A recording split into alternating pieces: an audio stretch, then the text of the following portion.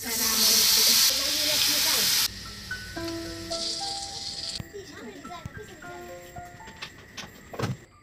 আলাইকুম। শরীফ কিচেনে আপনাদের সবাইকে স্বাগতম। আপনাদের সঙ্গে আছি আমি ফয়সাল শরীফ। আজকে বানাবো পেঁপের পাকোড়া। পেঁপের পাকোড়া বানানোর জন্য আমি আস্তে একটা কাঁচা পেঁপে নিয়েছি। এখন পেঁপেটাকে ভালো করে কেটে নিতে হবে। প্রথমে গোটার অংশ কেটে নেব। গোটার অংশ কাটার পরে কষ বের হচ্ছে। এখন ভালো করে কষটাকে বের করে নিতে হবে। কষ ভালো করে বের করে না নিলে তিতে লাগবে, আর গোটার অংশটা অনেকটা রেখে কাটতে হবে। এখন আমি বোটার কাছ থেকে পাতলা করে আরও একটু কেটে দেব। যে অংশ কষ বেরিয়েছে ওই অংশটাকেও কেটে ফেলে দেব, তাহলে পেঁপেটা তিতে লাগবে না। এখন মাঝখান দিয়ে ভালো করে কেটে নেব।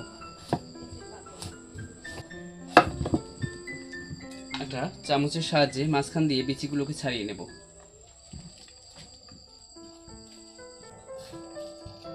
পেঁপের ভিতর থেকে বিচি ছাড়িয়ে নেওয়া শেষ।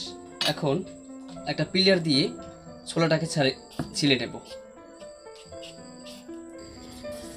আমি পেঁপেগুলোকে পরিষ্কার করে ধুয়ে নিয়ে এসেছি। এখন একটা গ্রেটার দিয়ে কুচি কুচি করে কেটে নেব। এখন গ্রেটারের বড় পাশ দিয়ে কুচি কুচি করে কেটে নেব। আমি পেঁপে অর্ধেক কুচানোর পরে অনেকটা হয়ে গেছে, এখন বাকি অর্ধেক রেখে দেব।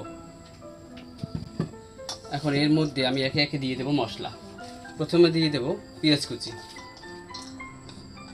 এরপর দেব রসুন কুচি, আদা কুচি, কাঁচামরিচ কুচি।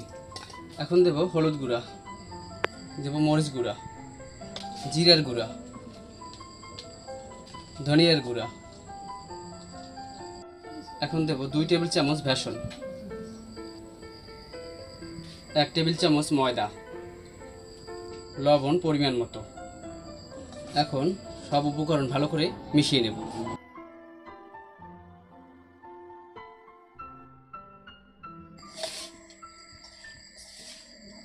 এখন এর মধ্যে দিয়ে দেব অল্প করে পানি। পানি দিয়ে ভালো করে মিশিয়ে নেব।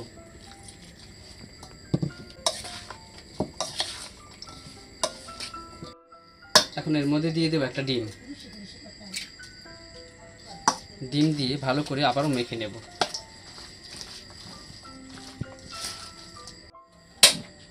এখন গ্যাস জ্বালিয়ে একটা ফ্রাই প্যান বসিয়ে দেব। ফ্রাই প্যানটাকে খুব ভালো করে গরম করে নিতে হবে। এখন ফ্রাই প্যানে দিয়ে দেব সয়াবিন তেল। বেশি করে সয়াবিন তেল দিয়ে দেব। এখন তেল আমার গরম হয়ে গেছে। এখন তেলের মধ্যে পাকোড়াগুলোকে দিয়ে দেব।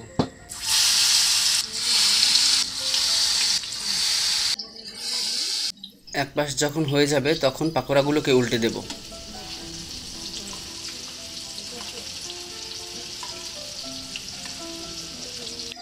ভালো করে উল্টে পাল্টে ভেজে নেব, যাতে ভিতরে কাঁচা না থাকে। এখন পাকোড়াগুলোকে তেল ঝরিয়ে একে একে চুলা থেকে উঠিয়ে নেব। প্রথম পর্যায়ের পাকোড়াগুলো উঠিয়ে নেওয়া শেষ হলে দ্বিতীয় পর্যায়েরগুলোকে আবারও গরম তেলে দিয়ে দেব। একই প্রসেসিংয়ে আমি দ্বিতীয়বারের পাকোড়াগুলোকেও ভেজে নেব।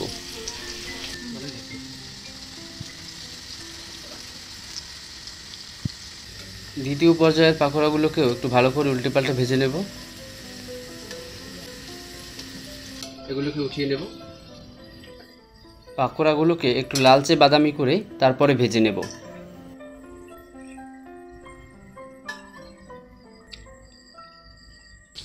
আমার একে একে সবগুলো পাকোড়া ভেজে নেওয়া শেষ।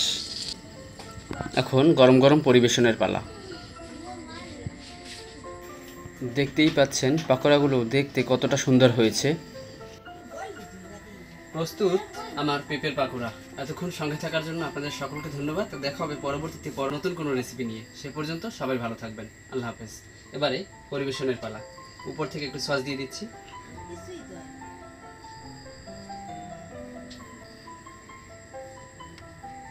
বিসমিল্লাহ। মাশাআল্লাহ, অসাধারণ।